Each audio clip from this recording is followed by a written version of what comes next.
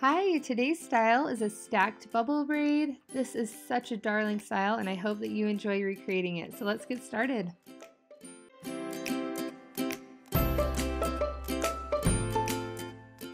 Whenever I do a ponytail in her hair, I like to take a small section of hair right at the front of her head.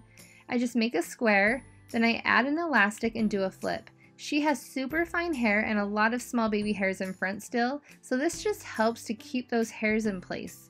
So after I add the elastic, I just grab a topsy tail and I just put it through right under the elastic, put the hair upwards through the hole, and then pull it through just to create that flip. And that just really helps to keep those hairs in place. And then I use a comb and sometimes I use a brush. Right here I switched back and forth just to create a smooth ponytail. Now I like to make it as smooth as possible, so just take your time to do that. And I used a heavy-duty elastic to create the ponytail. I did my ponytail on the side. You could do it in the middle, it's totally up to you. To start, take a small section of hair right in the center, and you're going to braid that hair just a regular 3-strand braid. This is so much easier to do on damp hair, not sopping wet hair, but just a little damp. And when you get to the bottom of that braid, just add an elastic just to keep it in place. Now go back to the top, go down about 2 inches from the top elastic and add another elastic. I coordinated this elastic and did it pink with her outfit. Now on each side, just pull out on that hair that we did not braid, and it just makes it a lot fuller, and I love the look it gives.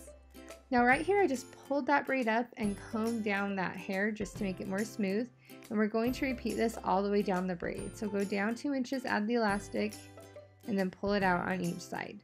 Pulling the hair out on each side, the technique is called pancaking the hair, and I really like how it makes this style look because it just adds so much more and it adds a little more pop to it, and it really makes that braid stand out. So now that we've gotten to the bottom, just do it one last time. And then I just added a bow, and that is it. This style looks a lot more complicated than some of the other 5-minute styles, but it's so easy to do. All you have to do is do that braid in the center and then add elastics on the way down. It's super fun and it stays put all day, and I hope that you enjoy recreating it on your own. Thanks again for watching. If you like this tutorial, we would love it if you would give it a thumbs up, and please subscribe so that you can be notified of all of our upcoming tutorials. You can also click above if you want to see some of our past tutorials. We'll see you on our next video. Bye!